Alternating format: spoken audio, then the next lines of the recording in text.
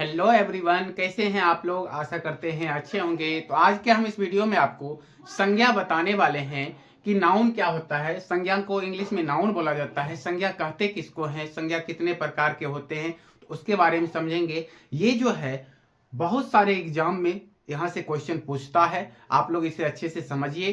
तो सबसे पहले समझते हैं संज्ञा होता क्या है। तो किसी व्यक्ति, वस्तु, स्थान, भाव आदि के नाम को संज्ञा कहते हैं।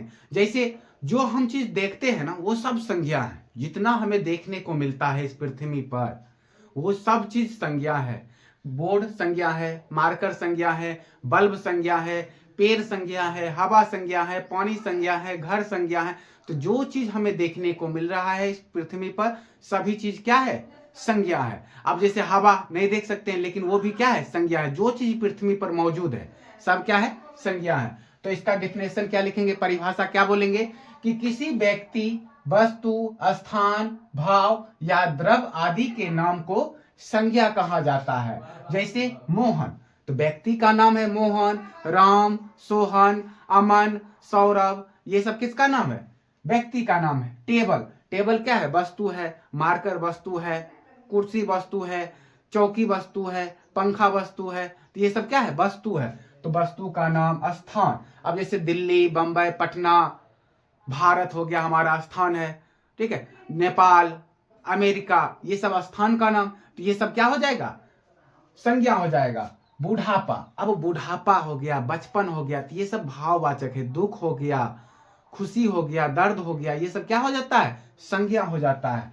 तेल हो गया, पानी, तो जैसे हम क्या बताएं कि मोहन, टेबल, दिल्ली, भारत, बुढ़ापा, तेल, पानी। तो तेल, पानी, ये सब क्या है, संज्ञा है। दूध, ये भी संज्ञा है। फिर समझते हैं संज्ञा के भेद। तो संज्ञा के 5 भेद होते हैं। संज्ञा के कितने भेद होते हैं, 5 भेद होते हैं। तो एक होता है हमारा व्यक्तिवाचक संज्ञा, जातिवाचक दूसरा हो गया, तीसरा होता है भाववाचक संज्ञा, चौथा होता है समूहवाचक संज्ञा, और पांचवा हो जाता है द्रव्यवाचक संज्ञा। तो संज्ञा के कितने भेद हैं, 5 भेद होते हैं। एक व्यक्तिवाचक, दूसरा जातिवाचक, तीसरा हो गया भाववाचक, चौथा हो गया समूहवाचक, और पांचवा हो गया हमारा द्रव्यवाचक। तो ये पांचों को याद रखना है, तभी जाके हम संज्ञा को समझेंगे। अब देखो, तो पहला समझते हैं व्यक्तिवाचक संज्ञा कहते किसको है। तो व्यक्तिवाचक जो होता है, जिससे किसी व्यक्ति, वस्तु, स्थान का नाम का बोध हो, ठीक है। या फिर ऐसे भी बोल सकते हैं, जिससे किसी खास व्यक्ति, वस्तु, स्थान का बोध हो, तो उसको भी बोलते हैं व्यक्तिवाचक।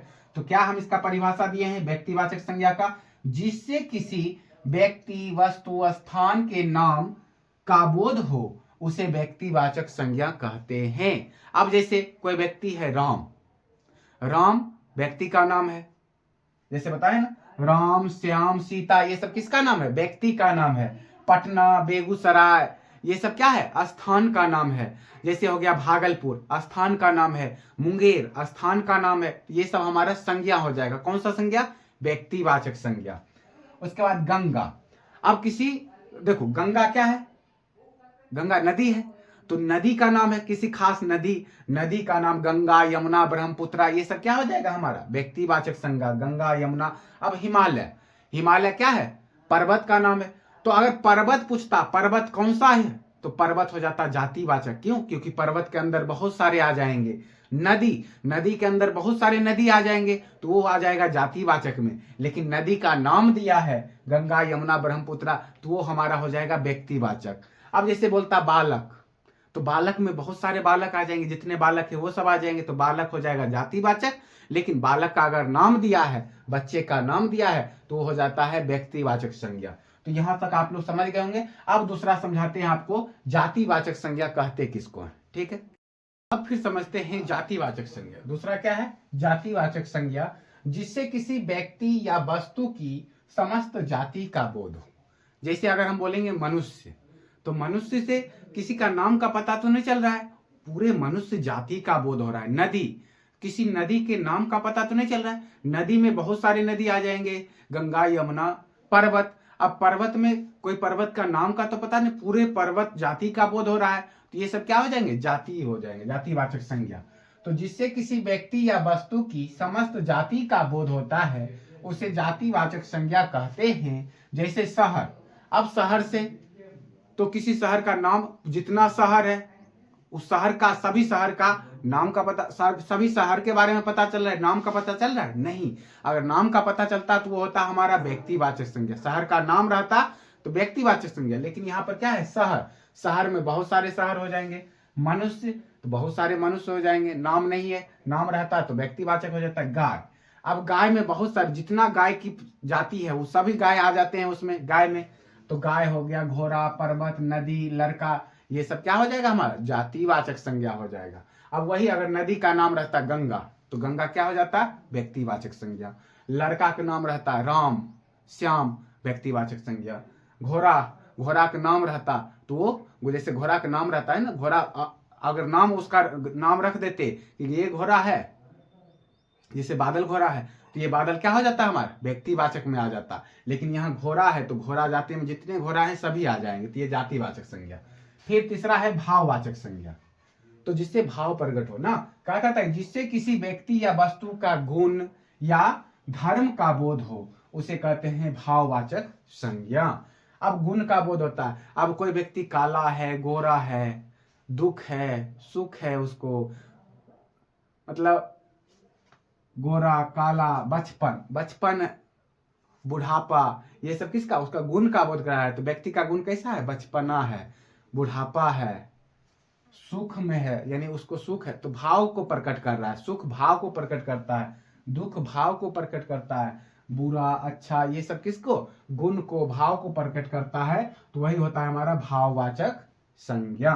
फिर चौथा आते हैं समूहवाचक संज्ञा, जिससे समूह का बोध होता है, यानी जिससे किसी समूह का बोध होता है उसे समूहवाचक संज्ञा कहते हैं।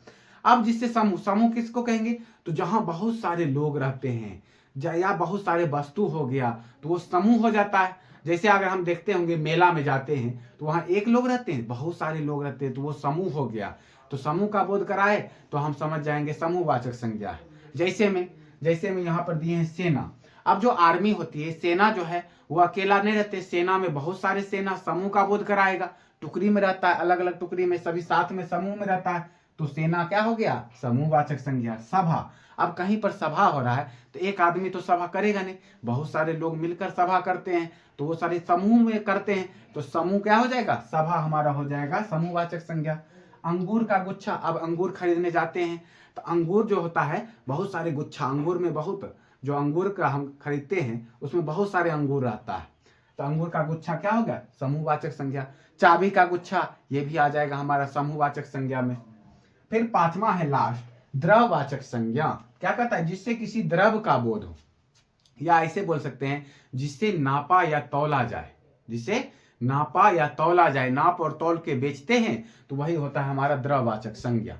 अब जैसे चावल हो गया, सोना हो गया, चांदी हो गया, दूध हो गया, पानी हो गया, इस सबको नापा और तौला जाता है, गिन सकते हैं, नहीं गिना जा सकता है, तो ये हमारा द्रववाचक संज्ञा में आ जाएगा। जैसे सोना जाते हैं तो 1 ग्राम 2 ग्राम तो नाप के लेते हैं वजन करके। चांदी, पानी हो गया 1 लीटर 2 लीटर, तेल हो गया 1 लीटर 2 लीटर 5 लीटर 10 लीटर, गिन के लेते हैं, 1 तेल 2 तेल, ऐसा नहीं होता है। जिसको गिन नहीं सकते हैं, जिसको नापा और तोला जाए, वो हमारा होता है द्रववाचक संज्ञा।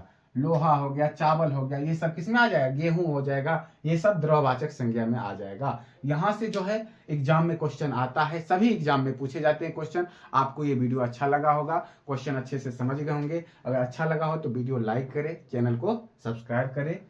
धन्यवाद।